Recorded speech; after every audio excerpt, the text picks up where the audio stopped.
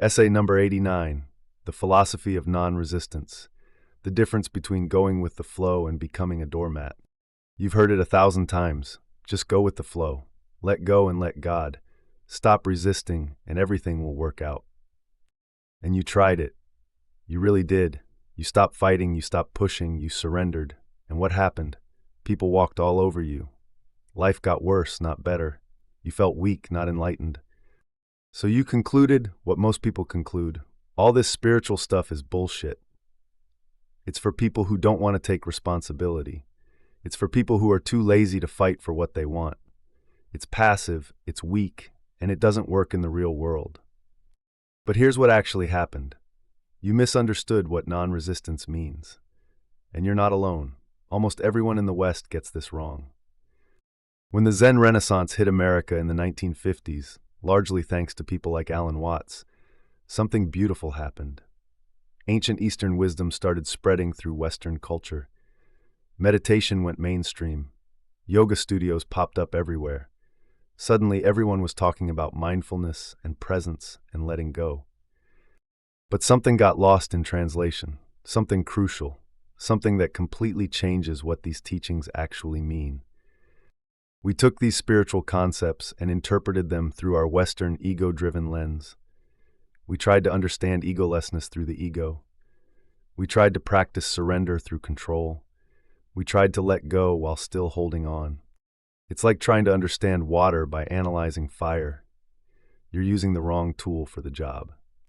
Let's talk about what non-resistance actually means versus what you think it means.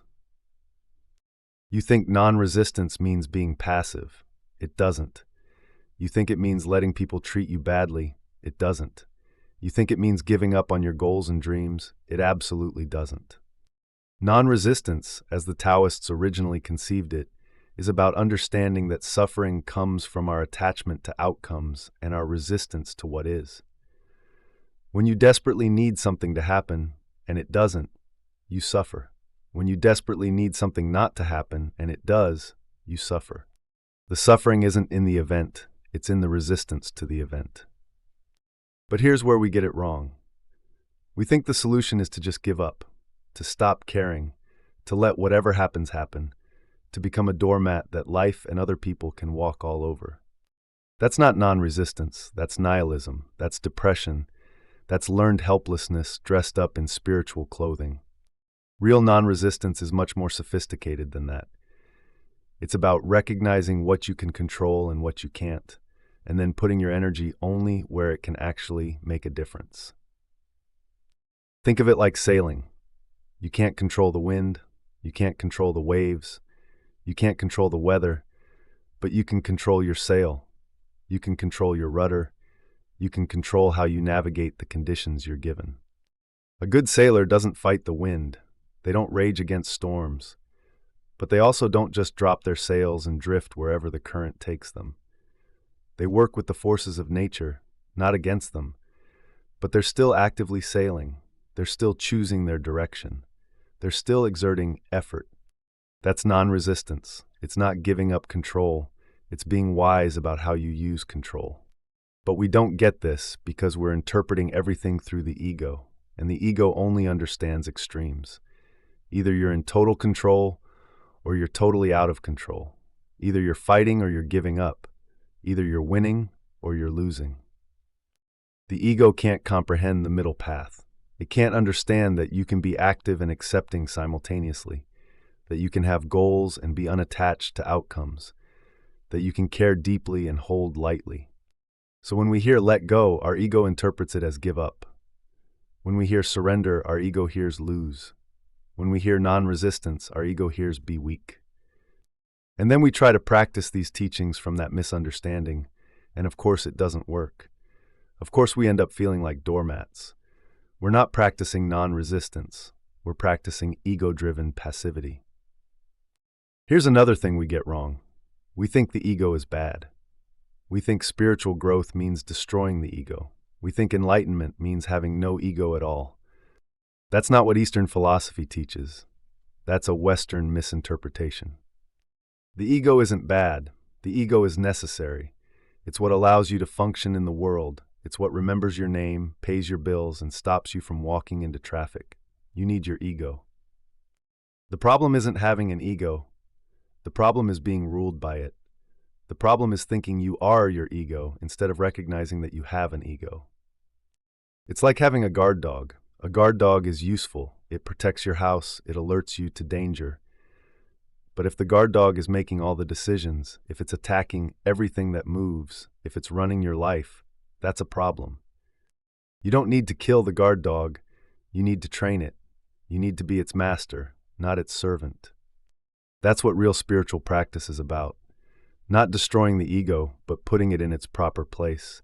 Not giving up control, but understanding what control actually means.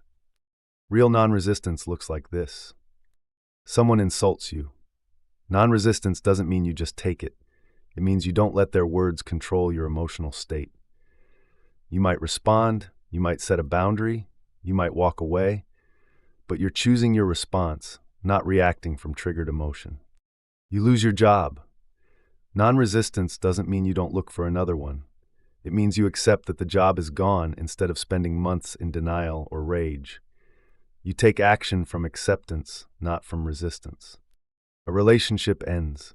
Non-resistance doesn't mean you don't feel sad.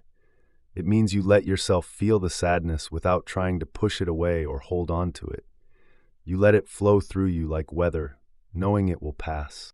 You want something and don't get it. Non-resistance doesn't mean you stop wanting things. It means you hold your desires lightly, pursuing them without being enslaved by them. This is the balance. This is the middle path. This is what it actually means to go with the flow. The flow isn't some passive drift where you have no say in where you end up. The flow is the current of life, and you're learning to swim with it instead of against it. You're still swimming. You're still choosing your direction. You're just not exhausting yourself fighting forces that are bigger than you. Think about water. Water is the ultimate symbol of non-resistance in Taoist philosophy. Water doesn't fight. It flows around obstacles. It finds the path of least resistance. But water also carved the Grand Canyon. Water also breaks through dams. Water also shapes everything it touches. Water is incredibly powerful precisely because it doesn't waste energy on resistance. That's what you're trying to become. Not weak like a doormat, but powerful like water. Not passive like a victim, but flowing like a river. The current of life is more powerful than you are. That's just reality. You can either exhaust yourself fighting it and always lose, or you can learn to use its power to go where you want to go. But this requires wisdom. It requires discernment. It requires knowing when to act and when to wait, when to push and when to yield, when to speak up and when to stay silent. And that's hard. It's much easier to just fight everything or give up on everything. The extremes are simple. The balance is complex. This is why so many people either become aggressive controllers who burn themselves out fighting life, or passive doormats who let life happen to them. Both are easier than finding the middle path. But the middle path is where the magic happens. It's where you find that you can be strong and soft, determined and flexible, focused and relaxed, active and accepting. You can set boundaries without being aggressive. You can pursue goals without being attached. You can care deeply without being destroyed when things don't work out. This is mastery. This is what the ancient teachings were actually pointing to. Not weakness, but a different kind of strength. Not giving up, but letting go. Not becoming a doormat, but becoming like water. The question is, are you ready to understand the difference? Are you ready to stop interpreting spiritual teachings through your ego's black and white lens? Are you ready to find the balance between control and surrender? Are you ready to discover what non-resistance actually means? Because if you are, everything changes. You stop exhausting yourself fighting unwinnable battles. You stop being a victim of circumstances. You stop swinging between aggression and passivity. You find the flow, the real flow, not the giving up flow, but the working with life flow. And suddenly everything becomes easier. Not because life got easier, but because you stop making it harder than it needs to be. You're still steering the ship. You're just doing it with the current instead of against it. And that makes all the difference.